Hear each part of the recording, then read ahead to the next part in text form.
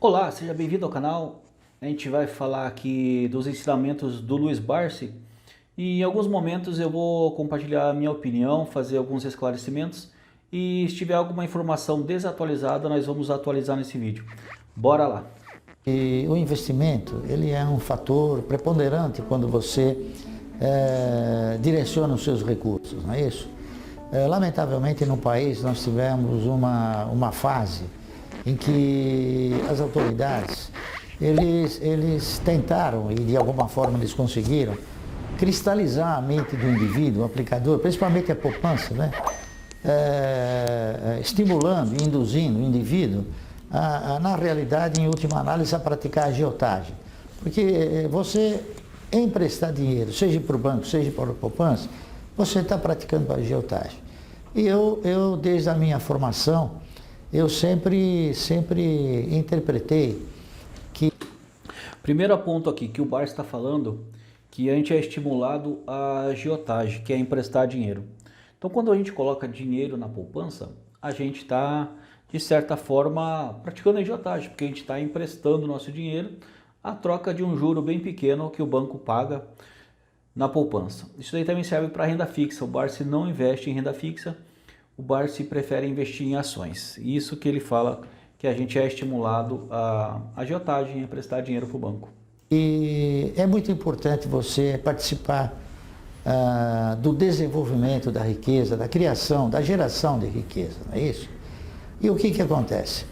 Para você poder participar dessa filosofia, é muito importante que você se integre no contexto que provoca o investimento nesse segmento. Então, esse segmento seria o quê? Seria um investimento na empresa, em projetos. Só que você simplesmente não pode, num país como o nosso, e nos Estados Unidos também, você investir num projeto pura e simplesmente. Você tem que se associar a esse projeto através do quê? Através de uma compra de ações, onde você tem a possibilidade de gradualmente se associar a esse projeto. Eu, quando iniciei a minha participação no mercado, eu acreditava, sincero e honestamente, que o segmento de ações, ele te proporcionava a possibilidade de você comprar uma pequena ação ou uma ação por um preço barato. Porque aqui no país, lamentavelmente, eu não sei se lamentavelmente ou brilhantemente, as ações, as empresas, elas não conseguem sensibilizar o aplicador, o investidor, a ser um investidor. Até agora, por força de ingerência da Bolsa. Bom, basicamente o que ele está falando é que a gente não é incentivado a investir em ações. E ele acredita em projetos de empresa, ele entra numa empresa para se tornar sócio. Tem empresa que ele é dono de 10%, 5%, por muito tempo o Barsi foi um dos maiores investidores pessoa física do Banco do Brasil.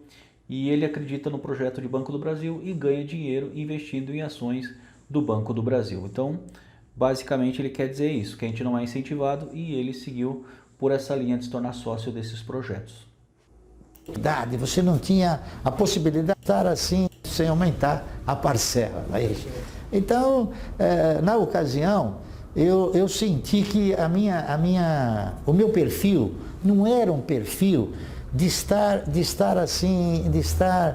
atento, de estar submisso a uma estrutura como a estrutura do Estado, tá entendendo? Você não tinha oportunidade, você não tinha a possibilidade de crescer com o seu desempenho, com a sua capacidade. E eu fui então para o mercado de valores. Na época o mercado de valores ele era super incipiente, não é? O que ele está dizendo aqui? Que ele não acreditava no governo, basicamente ele partiu para o mercado de ações porque ele não acreditava que o governo ia dar uma aposentadoria digna para ele. Por isso, basicamente, ele foi para o mercado de ações, se tornando sócio, querendo aposentar com ações. O 5-7 começaram um momento de desespero para muitos, né? Aí o mercado depois passou por uma fase de ajuste, não é isso?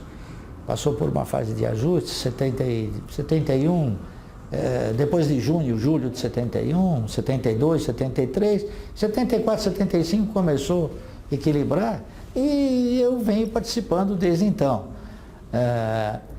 Eu já fui, né? Eu não tive, quando operando no mercado, no início, eu não tinha ainda estabelecido esta essência de tentar se criar uma carteira de previdência.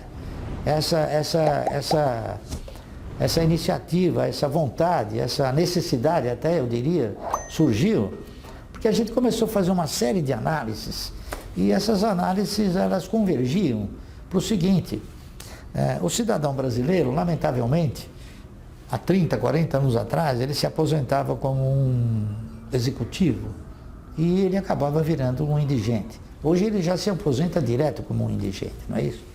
Então a gente foi cultuando a ideia de que havia necessidade de você formatar um posicionamento previdenciário que fosse mais generoso do que aquele que o Estado pudesse eventualmente te oferecer. Ponto importante aí. Então, antigamente a pessoa aposentava com um salário digno e ia decaindo. Hoje em dia nem isso não acontece. Você já se aposenta com um salário medíocre do governo. O teto é R$7.000 e com ações você consegue ganhar muito mais que isso se você tiver uma jornada de longo prazo investindo em ações que pagam dividendos. Vamos continuar aqui.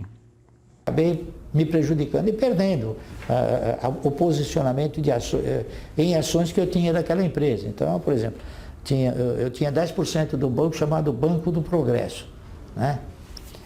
Eu tive ações do Banco Nacional, que também ele sofreu a intervenção do Banco Central. Tive ações também do Banco Econômico, não é isso? Mas foram perdas suportáveis, você não está entendendo? Perdas suportáveis, exatamente pelo fato de você não ter, vamos supor, colocado todos os ovos na mesma cesta. Então, houve uma perda, mas foi uma perda suportável. E o que aconteceu? Aquela perda, ela acabou sendo, suplantada exatamente pela convicção que a gente tinha de continuar desenvolvendo o mesmo projeto que a gente desenvolveu no início da nossa atividade. Bacana isso. Então você viu que no longo da história dele, ele teve perdas suportáveis, mas não saiu da filosofia dele, que era continuar comprando ações de boas empresas para montar uma carteira previdenciária com foco no longo prazo.